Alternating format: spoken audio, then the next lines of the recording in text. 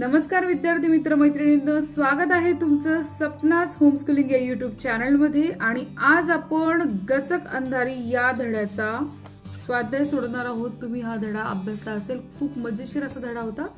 आणि गचक अंधारी धड्याचा स्वाध्याय सोडवण्या अगोदर जर तुम्ही सपनाच होमस्कूलिंग चॅनलला नवीन असाल तर लगेच चॅनल सबस्क्राइब करा, बेल आयकॉन दाबा, म्हणजे तुम्हाला आमचे सर्व व्हिडिओ तुमच्या मोबाईलवर दिसतील। आणि सपनाच होमस्कूलिंग हा चॅनल पूर्णपणे फ्री आहे। मी आहे सपना टीचर आणि मी तुम्हाला आज स्वाध्याय सोडून दाखवणार आहे। अतिशय मजेशीर अशा धड्याचे खूप छान असं स्वाध्याय आहे। पहिला प्रश्न बघा, खालील वाक्य वाचा, प्रत्येक घटनेमागील तुम्हाला जाणवलेली कारणे लिहा। आता इथे आपल्याला व्यक्ती स्वातंत्र्य आहे। व्यक्ती स्वातंत्र्य म्हणजे तुम्हाला तुमच्या मनाच्या गोष्टी ऍड करता येतील की तुम्हाला हे सदा मडकी विकून येताना गाढवाच्या पाठीवर बसून येत असे का? गजाने वडिलांसोबत जाण्याचे नाकारले, वाघ सदाच्या दुप्पट हलू लागला, सदा आकाशाकडे पाहत करुणा भाकू लागला। या सगळ्यांची कारण काय असतील आता ती आपण लिहिणार आहोत। आपल्या पहिल्या प्रश्नाचं उत्तर आहे, सदा मडकी विकून येताना गाढवाच्या पाठीवर बसून येत असे। त्याचं कारण आहे, हे मी माझ्या मनानुसार लिहिलेलं आहे। तुम्हाला जर असं वाटलं की काही ऍड करावं तुम्ही करा। सदा मडकी विकल्यावर गाढवाच्या पाठीवर बसून येत असे कारण जर मडकी विकल्यावर उरलेली मडकी तो ओळखीच्या लोकांकडे ठेवायचा व रिकाम्या गाढवावर बसायचा। गजाने वडिलांसोबत जाण्याचे नाकारले। याचं उत्तर आहे, वडिलांनी गचक अंधारीची भीती दाखवली व गचक अंधारी वाघ सिंहांना खाते ऐकल्यावर गजा घाबरला व त्याने वडिलांसोबत जाण्याचे नाकारले। वाघ सदाच्या दुप्पट हलू लागला। ज्या क्षणी सदाला कळाले की आपण गाढव समजून वाघावर बसलो आहोत तसा तो भीतीने थरथरू लागला आणि त्याला हिव भरलं। त्याच्या थरथरण्याने वाघ दुप्पट हलू लागला। सदा आकाशाकडे बघत करुणा भाकू लागला। त्याचं कारण, वाघानं आपल्याला खाऊ नये या संकटातून बाहेर काढावं तसेच आपला जीव वाचावा या विचाराने सदा आकाशाकडे बघत करुणा भाकू लागला। पुढचा प्रश्न आहे प्रश्न दुसरा, खालील मुद्द्यांवर 2-3 वाक्यात माहिती लिहा।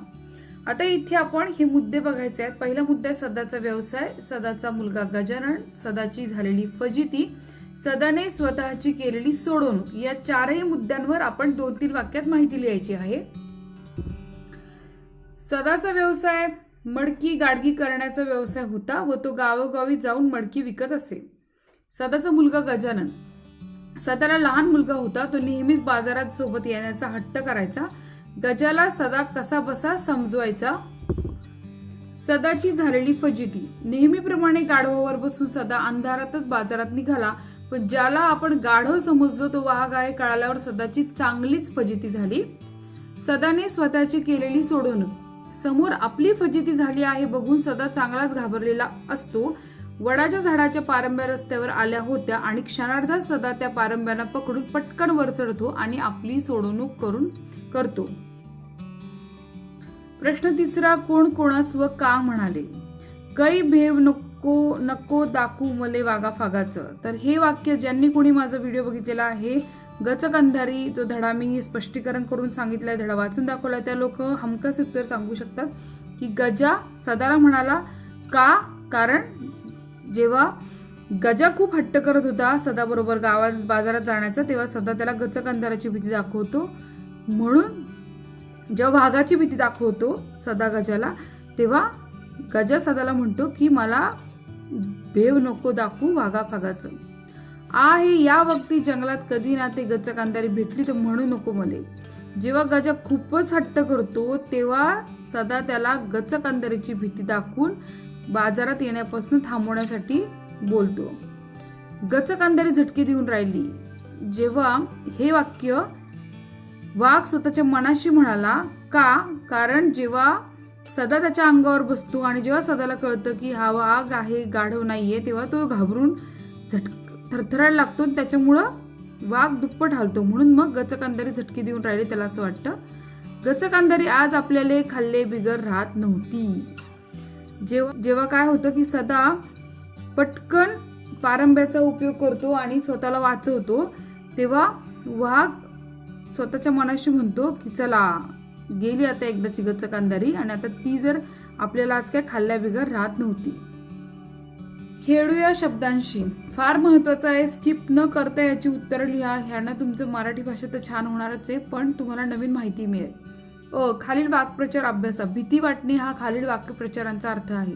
अंगाला कापरे भरणे, हातपाय लटपटणे, घशाला कोरड पडणे, हिव भरणे, बोबडी वळणे, थरथर कापणे, दरदरून घाम फुटणे, डोळे पांढरे होणे, अंगाचा थरकाप उडणे, जीव घाबराघुबरा होणे, धाबे दराणणे, पोटात गोळा येणे, या सगळ्या वाक्प्रचारांचा अर्थ आहे भीती वाटणे. तर असे एकाच अर्थाचे इतके वाक्प्रचार असणे हे मराठी भाषेच्या समृद्धीचे लक्षण आहे. याप्रमाणे एकाच अर्थाच्या अनेक वाक्प्रचारांचा संग्रह करायचा. तर आपण काही वाक्प्रचार इथे लिहूयात ज्यांचा अर्थ एक आहे पण अनेक प्रकारचे वाक्प्रचार आहेत. आश्चर्य वाटणे हा अर्थ आहे आणि त्या अर्थाचे वाक्प्रचार बघा. नवल वाटणे, अचंबित होणे, आश्चर्यचकित होणे, अवाक होणे, स्तंभित होणे आणि मतिगुंग होणे, हे झाले आश्चर्य वाटणे अर्थाचे वाक्प्रचार. कष्ट करणे हा अर्थ आहे. जीवाचे रान करणे, घाम गाळणे, मेहनत करणे, धडपड करणे, कसून मेहनत करणे, हे आहेत कष्ट करणे या अर्थाचे वाक्प्रचार. सुरुवात करणे हा अर्थ आहे. याच्या अर्थाचे वाक्प्रचार बघा. आरंभ करणे, श्री गणेश करणे, पाया घालणे, मुहूर्तमेढ रोवणे. अशा प्रकारे आपण 3 वाक्प्रचार दिले जे की ज्यांचे अर्थ आहेत पण त्या अर्थाचे अनेक वाक्प्रचार आपण इथे दिलेले आहेत. असेच तुम्ही तुमच्या आई वडिलांना घरच्यांना विचारून पण नवनवीन वाक्प्रचार लिहू शकता. हा जो आपला प्रश्न आहे की आपल्या आजूबाजूच्या 4-5 कोसाच्या आतील गावांना, खेड्यांना मिळून पंचक्रोशी म्हणतात. याप्रमाणे खालील शब्द समूहाबद्दल प्रत्येकी एक शब्द लिहा. तर जास कोणी शत्रू नाही असा, कोण आहे तो? अजात शत्रू. अजात शत्रू दिसते का तुम्हाला? अजात शत्रू. मोफत पाणी मिळवण्याचे ठिकाण काय असतं? पाणपोई. आता तुमच्याकडे उन्हाळा सुरू झाला की लिहिलेलं असेल ना, पाणपोईवर पाणी मिळतं. धान्य साठवण्याची जागा काय? कोठार.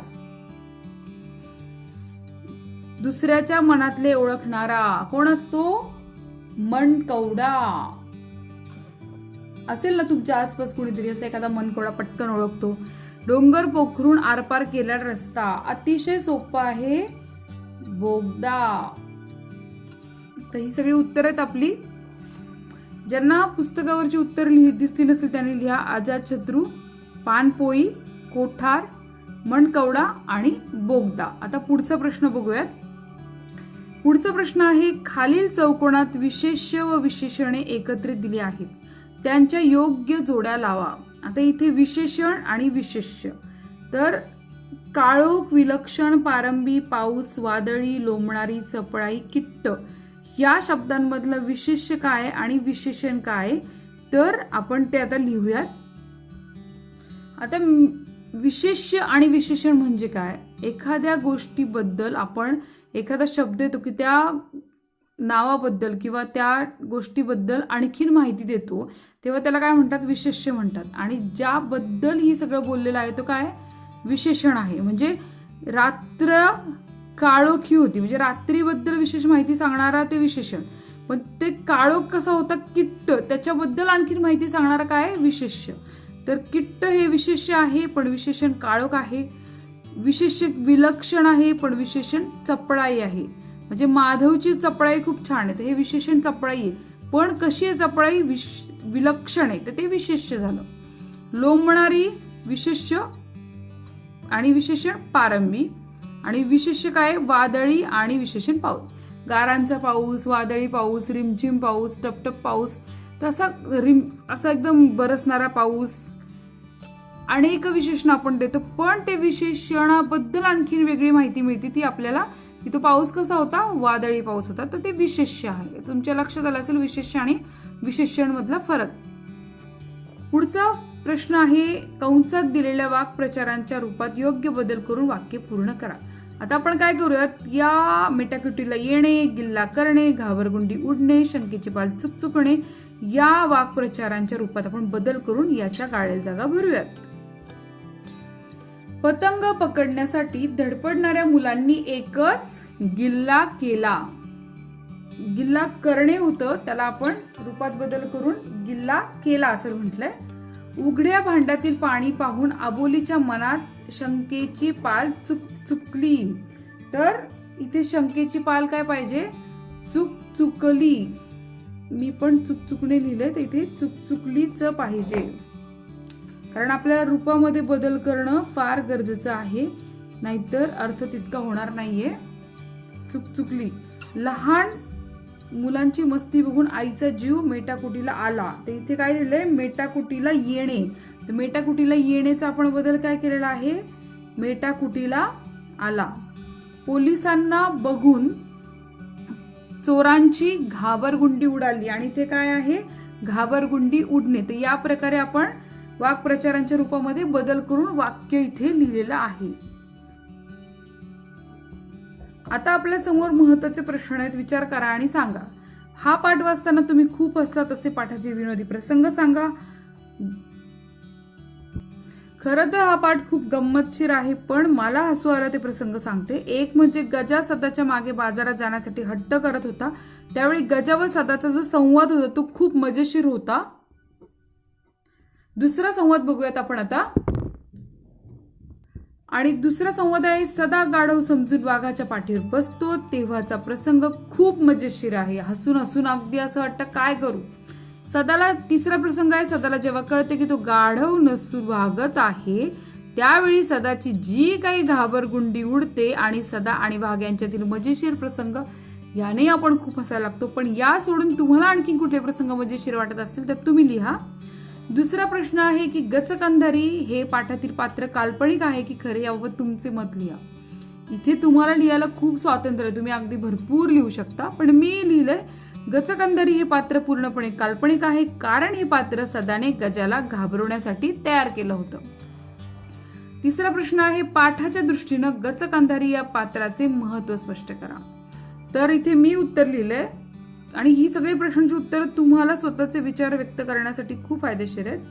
गचकंधारी हे पात्र अत्यंत महत्वाचे आहे. या पात्रामुळे पाठात खूप धमाल प्रसंग निर्माण झाले. गचकंधारी या पात्राने गजा आणि वाघाची जी काही घाबरगुंडी उडवली, त्यामुळे आपण पाठ वाचताना खूप हसतो. तर अशा प्रकारे आपलं आता काय झालं, इथे वाचन पूर्ण झालेलं आहे आणि स्वाध्याय पूर्ण झालेला आहे.